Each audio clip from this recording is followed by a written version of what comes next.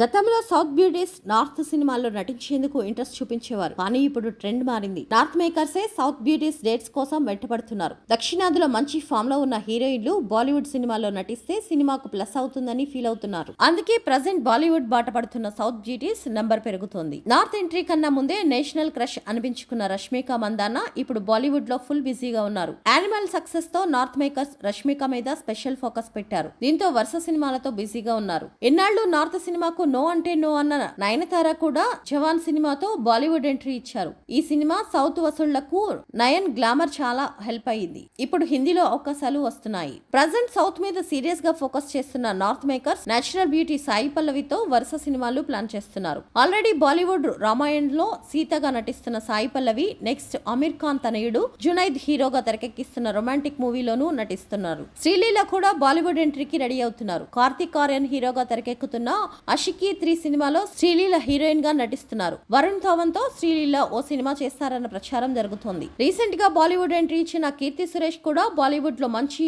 Buzz create చేశారు. Baby John cinema commercial గా success కాకపోయినా హీరోయిన్ గా కీర్తి సురేష్ కు మాత్రం మంచి రిసెప్షన్ దక్కింది. ఫ్యూచర్ లో మరింత మంది హీరోయిన్లు బాలీవుడ్ స్క్రీన్ మీద తళుక్కుమనే ఛాన్స్ ఉంటుందంటున్నారు సినీ జనాలు.